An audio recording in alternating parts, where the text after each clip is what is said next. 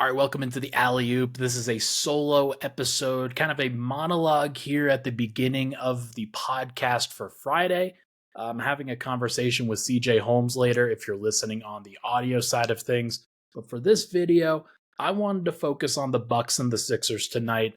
Thought this was a very intriguing game. I got to sit down and watch it, and lo and behold, the Bucks, they look really good. They look really, really good.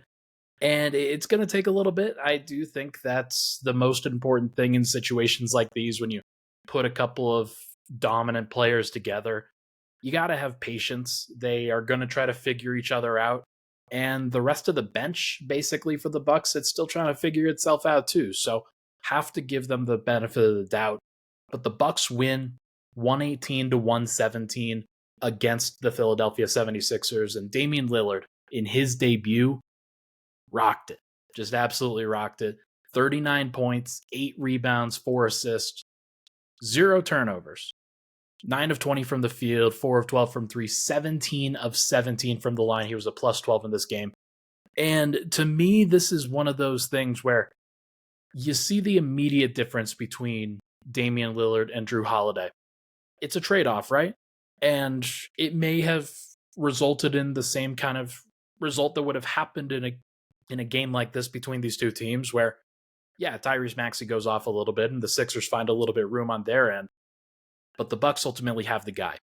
Dame makes the game-winning shot or most important game shot at the end against Kelly Oubre and splashes a 3 right in his grill after a sequence of dribble moves. And he just looks like he's never left. Like he is just the same top 10 player version of Damian Lillard. And it's early in the season. You never know how a body's going to hold up across the year. But the Bucks, they look like they can go as far as Damian Lillard can help Giannis take them, because this is a dynamic duo. The pick and roll between them was good. Time will make it great. This is one of those situations, again, where you just have to be patient and they have to figure each other out. There were a lot of situations where Giannis was just kind of watching Dame ISO on the right wing or the left wing, and Giannis just camped out there, not really helping because he's not a floor spacer or anything. So they're going to have to figure out what makes sense when Dame wants to ISO while Giannis is also on the floor, because it might just be sending Giannis down to the rebounding position, but that doesn't really make much sense either in terms of Giannis's skill set. So I'm curious to see how they figure that out. But Giannis goes for 23 points, 13 rebounds, 3 assists, and 4 stocks. Did have 7 turnovers, and he was a minus 13. So it's important to point that out, that the Sixers, they actually did a great job against Giannis. And that was, if that was the game plan, to take away the second best player in the world, whatever you want to call him. I mean, they did a good job. 23 points for a guy like that when he's taking 22 shots. Got to the free throw line a few times, but missed his opportunities there. It was as good of a job by the Sixers as you could really expect. Joel Embiid, PJ Tucker, they deserve a lot of credit. Only 16 minutes for Chris Middleton. I thought that he looked good during his time, though, and I assume as he continues to work his way back from the injury that he suffered last year, that number will go up and up. He had a double-digit positive in the plus-minus himself, so this Bucks team, they need that spacing. They need somebody that they can rely upon. They need somebody who they can have run secondary ball handling pick and rolls with. And Middleton feels like a great option there as a 6'8" versatile wing. So if he can stay on the floor and assist this Dame Giannis duo, then it's a fantastic trio, at least in theory. So gonna have to wait and see across the entire season, because like I said, for Dame, season is long. And things happen, and this will definitely not be there will be downs, there will be ups, there will be plenty of opportunities for more reaction. This was more or less what I expected from this trio so far. Malik Beasley got the start next to them instead of Pat Connaughton. Thought that was interesting, but he was fine, nothing special. Guarded Tyrese Maxey for much of the time, and he was okay. The trio of Beauchamp, Jay Crowder, and Bobby Portis off the bench, though, that was pretty interesting. I thought that was an interesting dynamic trio, at least in some respects. the thing that you really notice with that group is that the size is really good on the perimeter and on the interior. Now, not when you're going against Joel Embiid, but against everybody else, including Paul Reed, PJ Tucker, Tobias Harris. I thought that group stood up pretty well, and Marjon Beauchamp is somebody that the Bucks, they really have a lot of value in. They want him to step up and take a larger role because in theory, he makes sense as that kind of fifth starter that the Bucks are looking for, where you're the versatile kind of do it all defensive player who's a big enough and athletic enough cutter and spacer that the Bucks can trust. But he's only in his second season. It's going to take some time. But Jay Crowder, after playing poorly last season, he kind of acquitted himself tonight. We'll see if that can continue. And Bobby Portis, he just makes a lot of sense as the third big for a Giannis Brook Lopez front court. So hopefully they continue to mesh there. It just would not surprise me at all if this team starts to hit their stride relatively early, because Dame staggers with the second unit a little bit, Giannis staggers with the second unit a little bit, and they just win 58 games. We'll see if they stay healthy enough for that, but it wouldn't surprise me. On the Sixers side, Embiid had good and bad moments. The good moments were mostly the defensive moments where standing up Giannis at the rim, playing a pretty good defensive position, whether he's helping out on other guys or not.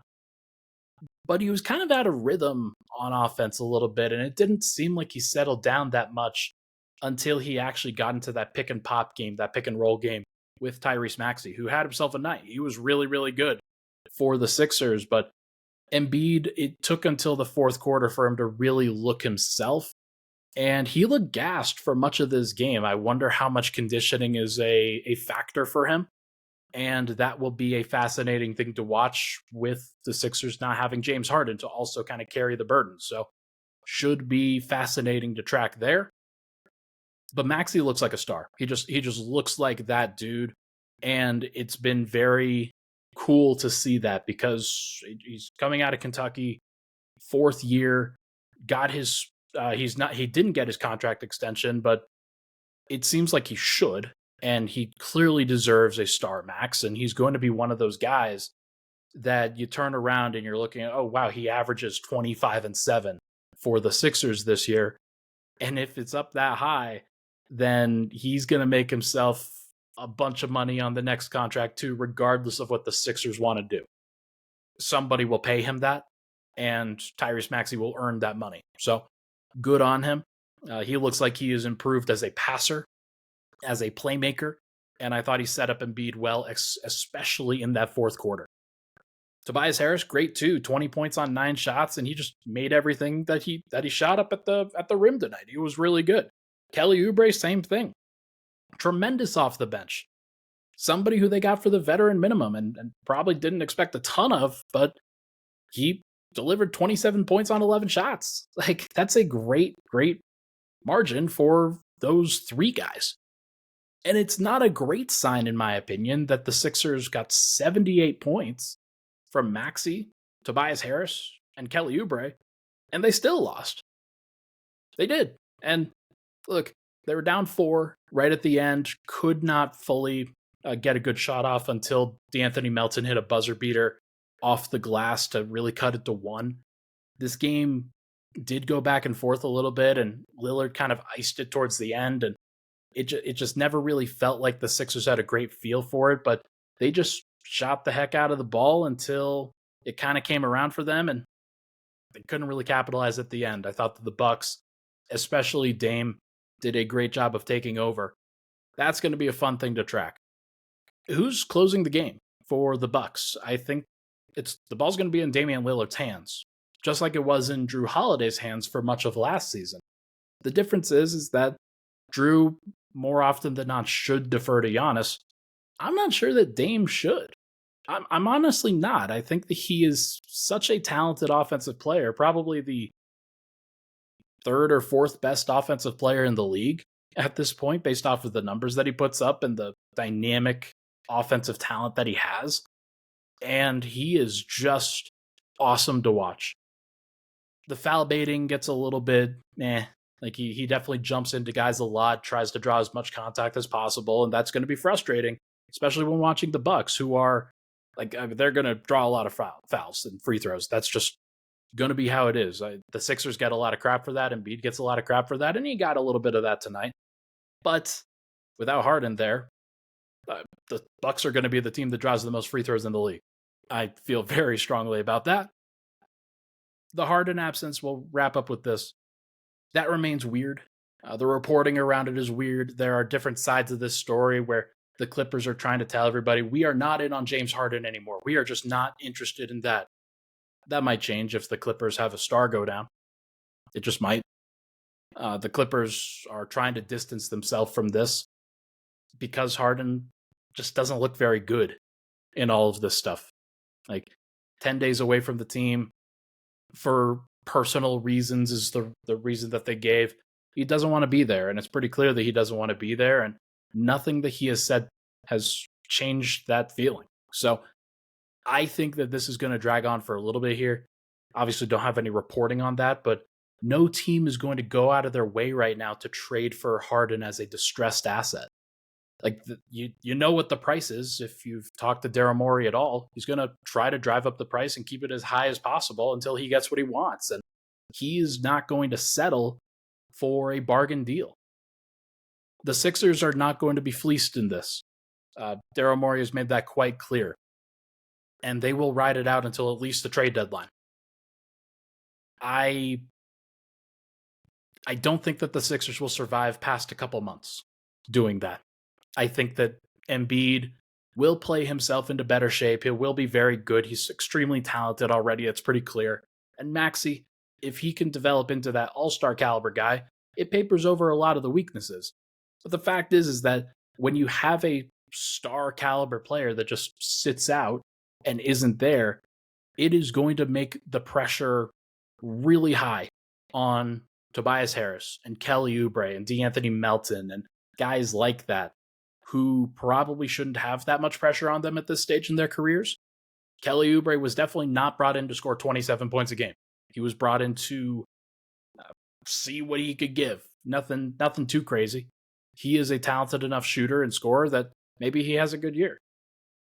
But can you really bet on that for more than a couple months? No, of course not. So I don't think that the Sixers want to be in this situation for more than a couple of months. Daryl Morey might force them to because he knows what's in the best interest for the team long term, and that's to get as much out of this Harden trade as possible. But nobody is going to come to them with a good Harden deal until the price goes down. Because Harden's not making it exactly enticing for any team to want to trade for him. It's kind of he's a flight risk on top of it. And he doesn't look like he wants to play basketball right now. And maybe he does. Maybe he does, and he just doesn't want to do it in Philly. But who knows? Might not want to do it in your city too. So I'm curious to see how it goes. Curious to see how this breaks down. But good win for the Bucks. Looked like they were going to drop it there for a little bit. Dame saves them. Giannis got to figure out what he does in those moments, not necessarily wanting him to stand on the perimeter and just stand around. He's got to find a way to be active and got to find a way to impact the team positively. So he will. He's a talented enough player that he'll figure it out. It will look a lot like 2021, where Chris Middleton was the guy taking over late in games at times. Now you've got Dame doing that. He's one of the best closers ever.